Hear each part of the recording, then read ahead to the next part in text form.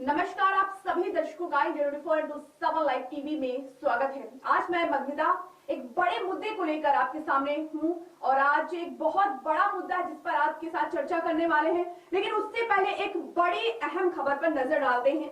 बिहार के मुख्यमंत्री नीतीश कुमार को बम से उड़ाने की धमकी देने वाले शख्स को गिरफ्तार कर लिया गया है। बिहार पुलिस ने कर्नाटक से आरोपी को गिरफ्तार किया है।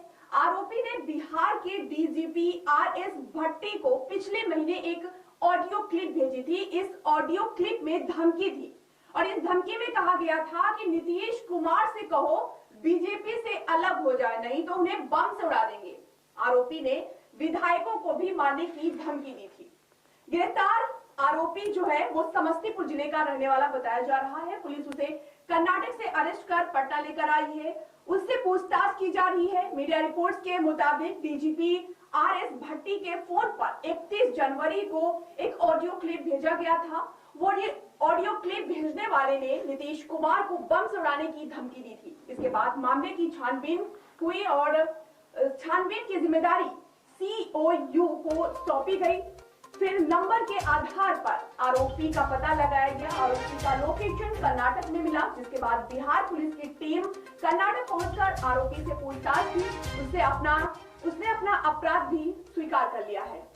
तो अब रुक करते हैं उस मुद्दे की ओर जिस पर हम आप सभी से चर्चा करने वाले हैं। बिहार में नीतीश सरकार है, जैसा कि आप सभी जानते हैं, और इस पर विधानसभा में शक्ति परीक्षण के साथ विधायिका की मुहर भी लग चुकी है। मुख्यमंत्री नीतीश कुमार ने विधानसभा में विश्वास मत तो हासिल कर ही लिया है, लेकिन आगे की राह उनके लिए काफी मुश्किल नजर आ रही है। उनकी पार्टी जनता दल यूनाइटेड यानी कि जेडीयू के लिए आसान नजर नहीं आ रहा है रास्ता। विश्वास मत पर वोटिंग से पहले जिस तरह उनकी पार्टी के करीब आधा दर्जन विधायक आउट ऑफ कनेक्ट हुए और कुछ को विधानसभा तक लाने के लिए भी पुलिस प्रशासन का सहयोग लेना पड़ा, और नीतीश के साथ ही जेडीयू के लिए अलार्मिंग सिचुएशन बताया जा रहा है। नीतीश कुमार के सामने अपनी पार्टी के नेताओं को एकजुट रखने की साथ ही लोकसभा से लेकर विधानसभा चुनाव तक जेडीयू का पुराना रुतबा बचाए रखने की चुनौती एक सामने होगी। सुशासन बाबू को बीजेपी के साथ सामंजस्य बनाने से लेकर राष्ट्रीय जनता दल से क्रेडिट वार्ड तक के मोर्चे पर जूझना होगा। नीतीश के सामने जो बड़ी चुनौतियां हैं उस पर एक एक करके विस्तार से चर्चा करेंगे। जो सबसे बड़ी चुनौती है नीतीश कुमार के लिए वो है जेडीयू की एकजुटता। नीतीश के सामने जो सबसे बड़ी चुनौती है वो है जेडीयू की एकजुटता रखने की। विश्वास मत पर वोटिंग से पहले जिस तरह से संजीव कुमार को झारखंड से बिहार में प्रवेश करने पर हिरासत में लेकर पुलिस प्रशासन ने विधानसभा पहुंचाया, बीमा भारती जिस तरह से गैर हाजिर रही और अब अपनी पार्टी के खिलाफ ही मोर्चा खोल रखा है, वो बताती है कि जेडीयू में सब कुछ ठीक नहीं है। बीमा भारती ने कहा कि नीतीश कुमार विधायक का भरोसा खो चुके हैं। बीमा के पति को पुलिस अवैध हथियार रखने के मामले में गिरफ्तार कर चुकी है। तो वहीं दूसरी ओर जेडीयू के ही विधायक सुधांशु शेखर ने अपनी ही पार्टी के विधायक संजीव कुमार के खिलाफ आरजेडी का समर्थन करने के लिए 5 करोड़ रुपए एडवांस और मंत्री पद के साथ ही बाद में 5 करोड़ रुपए देने का ऑफर देने का आरोप एफआईआर भी दर्ज करा दी है। संजीव कुमार खुद को निर्दोष बता रहे हैं। जेडीयू नेताओं के एक गुट पर अपने खिलाफ साजिश का आरोप लगा रहे हैं। क्या सच है और क्या नहीं, ये जांच का विषय है, लेकिन ये मामले जो है नीतीश के लिए टेंशन बढ़ाने वाले हैं। दूसरा जो पॉइंट है उस पर भी बात करते हैं, पाला बदल और क्रेडिट वार। नीतीश कुमार के बार बार पाला बदल और आरजेडी के 17 महीने बनाम 17 साल नारे से निपटना भी जेडीयू के लिए एक बहुत बड़ी चुनौती होगी। नीतीश के फैसले को जेडीयू हर चुनाव में अपने नेतृत्व वाले गठबंधन को सत्ता मिलने का हवाला देकर सही ठहरा रही है, लेकिन एक पहलू ये भी है कि पाला बदल के बाद पार्टी की सीटें घटती चली गई और बिहार के वरिष्ठ पत्रकार ओम प्रकाश अष्ट ने इस दौरान कहा कि नीतीश के बार बार पाला बदल को लेकर उनकी पार्टी के नेताओं और जनता में भी भ्रम की स्थिति बनी हुई है। जेडीयू अगर बेहतर प्रदर्शन करना चाहती है तो उसे इस दिशा में काम करना होगा। नीतीश कुमार हाल की भर्तियों को लेकर चाहे जैसे और जितना कह ले, लेकिन ये 7 निश्चय पार्ट 1 में था, पार्ट 2 में था, लेकिन आरजेडी इसे तेजस्वी की उपलब्धि के रूप में जनता तक ले जाने में अब तक सफल नजर आ रही है। जेडी और नीतीश को इसकी भी काट खोजनी होगी। तीसरे नंबर की बात करते हैं, बीजेपी के साथ सामंजस्य। नीतीश कुमार की पार्टी जेडीयू और बीजेपी लंबे समय तक गठबंधन में रहे हैं।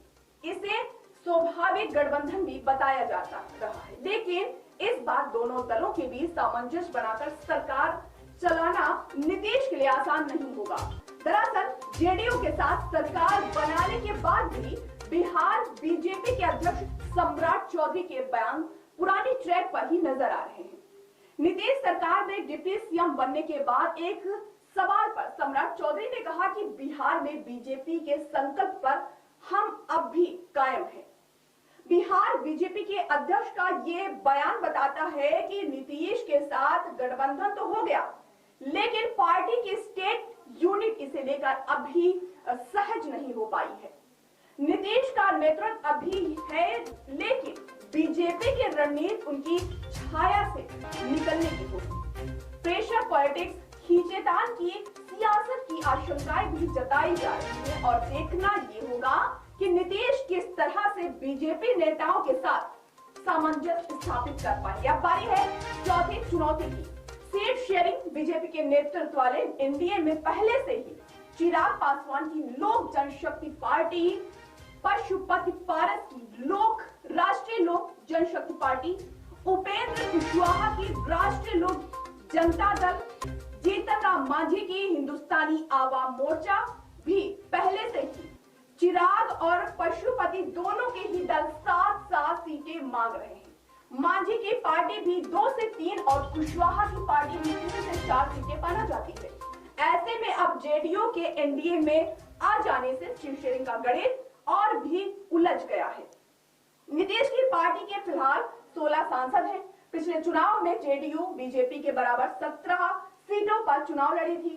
नीतीश की पार्टी महागठबंधन में रहते हुए बार बार ये दोहरा रही थी कि 17 सीटों के बाद बात होगी।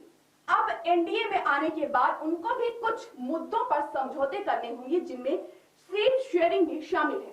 बीजेपी नेताओं, खासकर सम्राट चौधरी के बयानों से तो ऐसा लगता है कि विधानसभा चुनाव में भी पार्टी इस बार नीतीश के दल के लिए अधिक सीटें छोड़ने के मूड में बिल्कुल भी नहीं है और ऐसे में नीतीश के सामने विधानसभा से लेकर लोकसभा तक गठबंधन में पुरानी स्थिति बनाए रखने, पिछले चुनाव के बराबर सीटें पाने की चुनौती भी होगी। तो ये 5 चुनौतियां हैं जो नीतीश के सामने आएंगी, लेकिन क्या नीतीश इन चुनौतियों का सामना कर पाएंगे, ये एक बड़ा सवाल है। तो ऐसी तमाम बड़ी खबरों को देखने के लिए जुड़े रहिए हमारे साथ, देखते रहिए 24/7 लाइव टीवी। नमस्कार।